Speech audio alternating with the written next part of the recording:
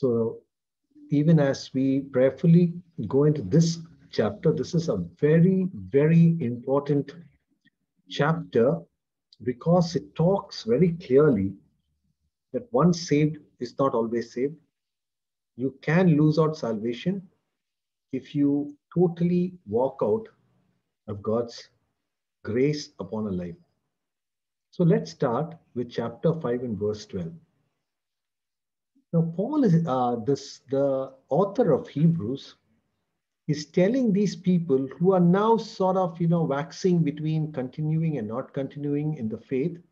And he tells, for though by this time you ought to be teachers, you need somebody to teach you again the first principles of the oracles of God, and you have come to need milk and not solid food. For everyone who partakes only of milk is unskilled in the word of righteousness, for he is a babe. But solid food belongs to those who are full of age, and that is those who, by reason for use, have their senses exercised to discern both good and evil. Very simple. Baby is born, the first few months lives only on milk. Then there is a period of weaning when, along with milk, you start adding solid food. Then there comes a period when milk is no longer the primary food at all, and solid food becomes your primary food. That is when you start really growing. Your muscles build, your bones build, you start putting on height, you start doing everything that a mature human being should do. But what Paul is trying to tell is the problem with many, many people are they tend to plateau off at the milk level. They don't seem to grow at all. They don't seem to know much of the word. They don't seem to be practicing the word. They don't seem to be teaching the word. And at the end of the day, he says that you cannot even differentiate good from evil because of the lack of growth. In chapter 6, he makes us understand what is the peril of not progressing. Remember, a Christian can never be in a plateau. You should be having some progress every day, a little more knowledge today. You may not be the greatest Bible teacher, but at least you should have some understanding, okay?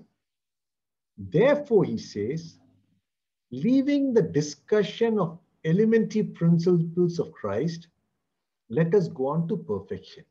So what are the elementary principles of life? Oh, Jesus was born. Was he born of a virgin? Or was he not born? And then we have arguments on that. They start building us up. This is where we are stuck. And we are worried about, are you a Protestant? Are you a Lutheran? Are you a Pentecostal? Are you Marthoma? Are you CSI? And you're worried about all these. Paul says, you have to get out of this. You cannot be living in that thing all your life. Understand we are the body of Christ. And you have to go on to perfection. And if you and I are perfect Christian, you cannot have any form of different churches. Because the body of Jesus is one. You can't have 1,000 churches. And he says, not laying foundation of repentance from dead works and of faith towards God, of the doctrine of baptism, of laying of hands, of resurrection of the dead, and eternal judgment. And this we will do if God permits. He says, now you're sitting and saying, will we be resurrected? Will we not be resurrected? Is there eternal judgment? Is there in hell? Is there in heaven? You've never even gone beyond that stage. Still stuck in this phase. And Paul says, you are talking about maturing, becoming the light of the world, displaying the splendor of Christ, reaching out to people, and you're still stuck in that. Should I take medicine? Should I not take medicine? Should I pray? Should I not pray? And Paul says you'll never grow unless you move out of this and just carry on in faith, doing the will of God, as the Holy Spirit teaches you and does things for you. He says, for it impossible, now here you understand, for it's impossible for those who were once enlightened and have tasted the heavenly gift and have become partakers of the Holy Spirit and have tasted the good work of God and the powers of the age to come, So whom is he talking about? People who have experienced the Holy Spirit. People who have received Jesus Christ. People who have experienced the miraculous powers of God in their life. People who have experienced the miracle of blessings of Christ. Maybe you prayed for people and miracles took place. You experienced all of that like Judas did, right? And finally, it says, if they fall away, to renew them to repentance, since they crucify again for themselves the Son of God and put him to open shame. Now you accepted Jesus Christ. Then comes problems in your life, and you start backsliding. And then you've gone back to the very place. You now are going to astrologers, you're going to numerologists, you've started visiting all kind of places of worship, which is not built on Jesus Christ. And then you're now telling that I'm still going to go to heaven because God forgives. He's trying, now you're giving up your faith. No longer are you trusting in Jesus. Now he's trusting on an astrologer. And I'm not joking. There are many, many Christians who today believe on Ragu Kalam. You know, I'm shocked at the people who say we do not have a marriage during this season. It's bad time. How can they be bad time? Does the Bible talk about a bad day and a good day? 365 days the Lord has blessed. Because Jesus said, God made these days for us. How can they be bad? There are Christians who go on Vastu and build their house based on Vastu. Then you ask for God's protection. God says, no, I think there is a problem out there. Are you one of those who believe in astrology? Looking at horoscopes? Looking at times? Good days? Bad days? 40 days of Lent? So I will not get married. The Bible even doesn't talk about Lent. You know, he expects 365 days of Lent in your life. You cannot have a season when you stop drinking and stop gossiping or stop doing bad things, and then on the 41st day get so drunk that you have been a stretcher to go back home. Whom are we fooling? I do not know. He's talking to all these people and saying, do you understand one thing? If once you have given up all these things and you're walking back to all those practices again, you will lose out your salvation. It's a very strong warning. If you worship demonic powers, it's time you understood you cannot go back to that again. If you're worried about numbers and dates and numerology, you cannot go back to that. Even looking at the stars foretell in the newspaper is not from God. I remember once long ago, I was with a friend of mine, and recently I came to know that he's one of the leading cardiologists in the United States. And he was sitting with me and he was just telling me, by any chance, are you a Christian and a believer? I said, why? He said, you know, I really, really have by hearted the book, Linda Goldman's Star Signs, and you do not fit in any of them. And I noticed that happening in Christians because all of you tend to pick up the nature of Jesus Christ. How interesting is that? Today, you're no longer governed by these things, and you go back to that because you got some bad luck. Marriage is coming. I want to have a look at the astrologer or the horoscope. Remember, you cannot go back to these. And these were people who were crucifying Christ and denying Jesus and going back to Judaism. For the earth which drinks in the rain that often comes on it and bears herbs useful for those by whom it is cultivated receives blessing from God. But if it bears thorns and briars, it's rejected and near to being cursed, whose end is to be burnt. A Christian who does not bear fruits is really not a Christian and is to be burned. That's what in simple words it says. Because it's very natural, right? You put a mango tree, it should give mangoes sometime, if not the first year, second year, third year. After that, if it's still not giving mangoes, nothing, just cut it and throw it. It's useless. Do you really want to keep anything that doesn't do it? Okay. Now let's do that. For beloved, we are confident of better things concerning you. Now he's saying, I understand I scared all of you. I've been very strict with you. But I want to understand this. I am confident about things concerning you. Yes, things that accompany salvation, though I speak in this manner.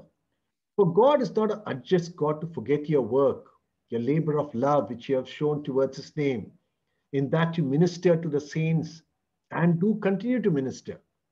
And we desire that each one of you show the same diligence to the full assurance of hope until the end, that you do not become sluggish, but imitate those who through faith and patience inherit the promises. He's saying, look, I want you to understand. I know I'm making you get worried, but I want you to understand God is a kind God. He understands the love you had for his ministers. You understand the work that you've done.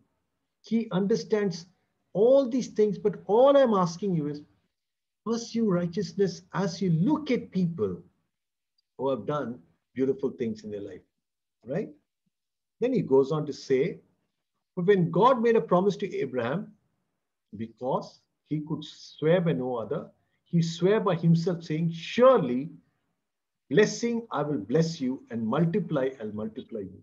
So after that, he patiently endured, he obtained the promise.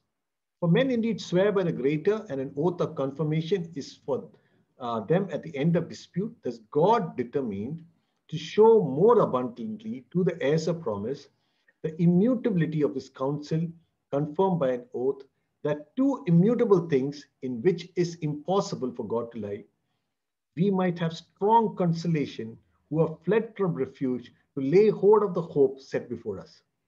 This hope we have an anchor of the soul, both sure and steadfast, and which enters the presence behind the veil, where the forerunners entered, even Jesus, having becoming the high priest forever, according to order of Melchizedek. It looks very confusing. All it says, when God spoke to Abraham, he swore by his own name.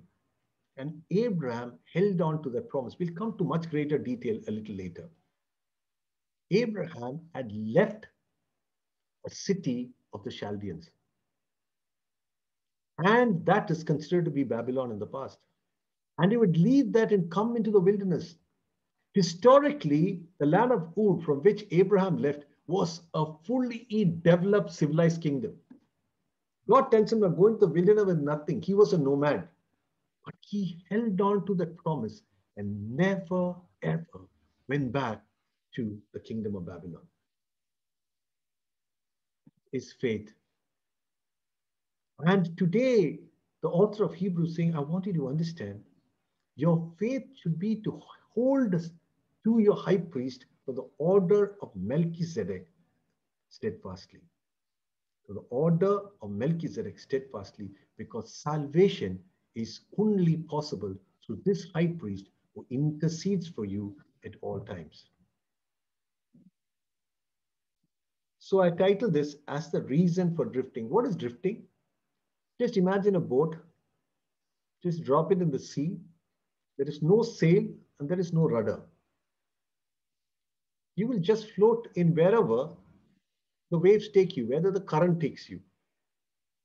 And that is crazy, because in the end, you'll be destroyed. Nobody sitting in a boat in the center of the ocean with no sail and no rudder is ever going to reach the shore. If you're inside the boat, you will just die of starvation and the heat and dehydration.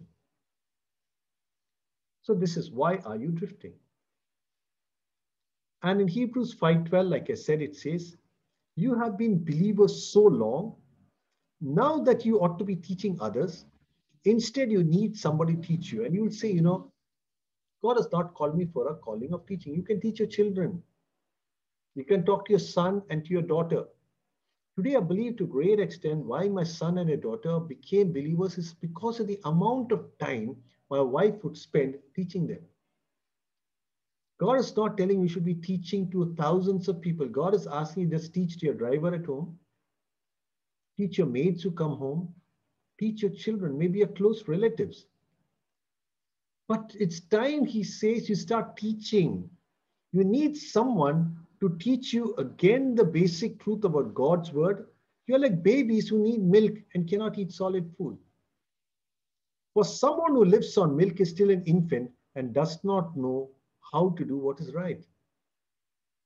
And many Christians have been drinking milk for 20 years, 30 years, 40 years, so happy. Go to church, listen to the message, come back, still confused. And after some time, you don't even have faith, you don't even believe, you don't even practice anything because it's all gone. So in Hebrews 5:14, it says, solid food is those who are mature, who through training have the skill to recognize the difference between right and wrong. If you do not know the word, you will never know the difference between right and wrong. Somebody will come and ask me and say, I'm in love with this girl. Do you think God wants me to marry? Can you inquire of the Lord for me? He said, no, there's nothing to inquire of the Lord. The word of God is very clear. Do not be yoked to an unbeliever.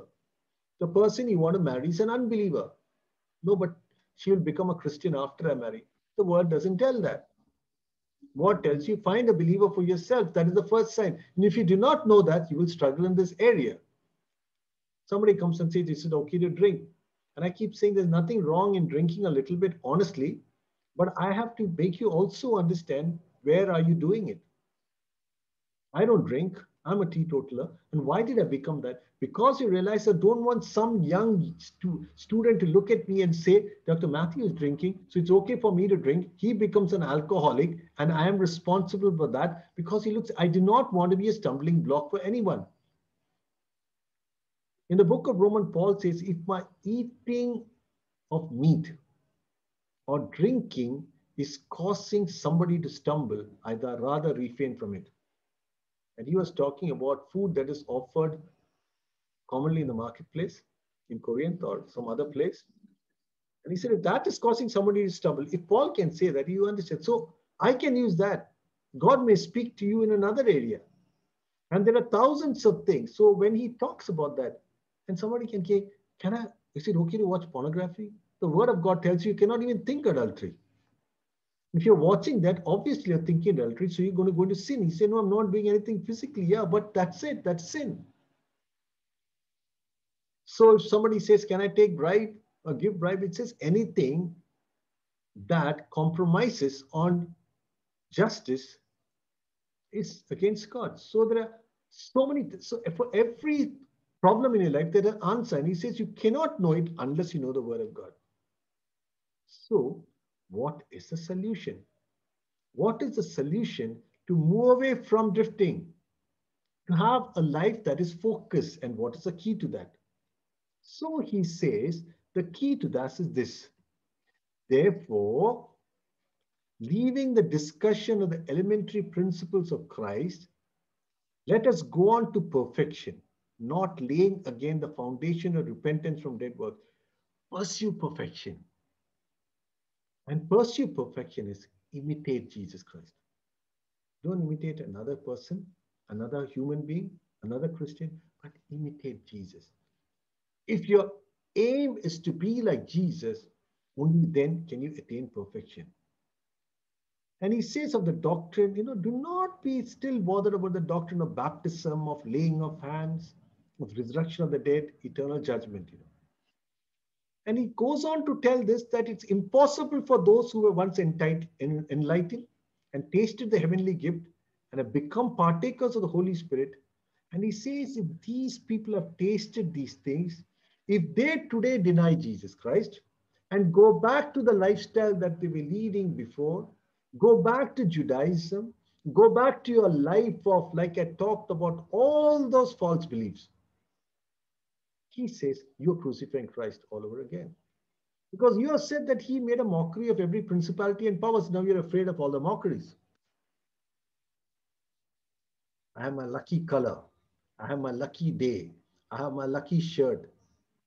You'll be surprised to the amount of things people believe. And why is it so? Because if you look in the book of Ephesians, chapter 5, when he talks about marriage, Jesus makes us understand that the husband and wife have become one, and it's a mystery, he says. And I'm talking about Christ and the church.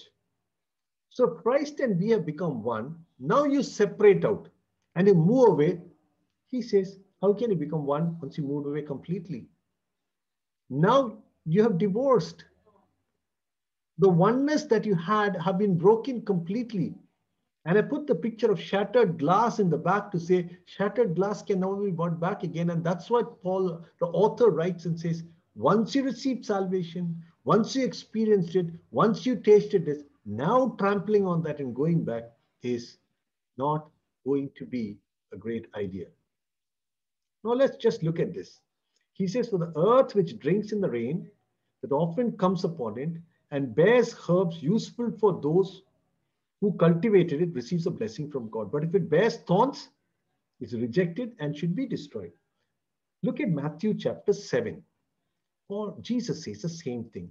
Even so, every good tree bears good fruit, but a bad tree bears bad fruit. Look at life. What kind of fruit are you bearing? Anger, hatred, adultery, pornography, jealousy, you know. So I feel that God is trying to make you understand tonight. If that is there, it's time you ask God, God, I'm a believer at all, you know. And if this is not happening, say, Lord, I want a transformation in your life. He says a good tree cannot bear bad fruit, nor can a bad tree bear good fruit. See, for example, you know, there is a plant called yellow oleander. It produces a fruit which is very poisonous and you'll die. It can never produce mangoes. It can never produce apples or oranges. Same when apple tree cannot produce a poisonous fruit.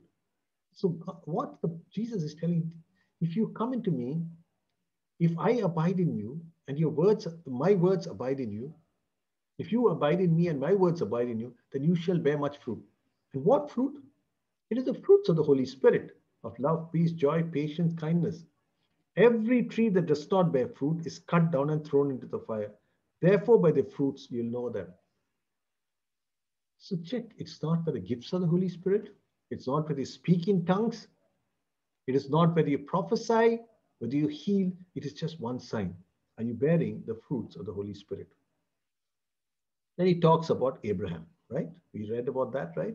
And what does he say? Imitate Abraham. Do not become sluggish, but imitate those who through faith and patience inherit promises, right? What is our confidence? He says it is impossible for God to lie. Therefore, we who have fled to him for refuge can have great confidence as we hold to the hope that lies before us. And what is the hope? This is the hope that my high priest is from the order of Melchizedek. My high priest is seated in the heavenly realms. My high priest is interceding for me at all times. My high priest stands before my Father and has given me the confidence to come to him for mercy, for grace, and for help. And if you walk away from this high priest, who will be there to intercede for you? This night I'm asking you again, what is the life that we lead? A life where we trust on an intercessor and a high priest, or a life when you start trusting on the things of the world, upon days, upon numbers, about astrology? Are you trusting saints? There are many Christians, especially I know in the Syrian church of Kerala, they trust saints, they trust bishops who have died, they trust church buildings. Even for the matter, I'd gone to a church in Kerala, they were kissing the cot on which the bishop had died. Are you trusting those things? You're making a mockery of Christ.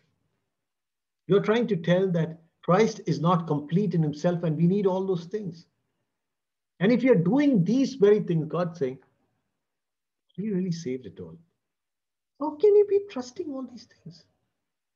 You can say it's tradition, but God is not a God of tradition. God is a God of truth. There is only one intercessor for you, and that is Jesus Christ. Even the bishop that you pray and died required Jesus to be his intercessor. Even Mother Mary is not your intercessor. Only Jesus Christ. This night, there's some of you still stuck to the world, stuck to things because you say they're traditions, stuck to anything that the world says will give you security and blessing. And it's time you had another look at yourself.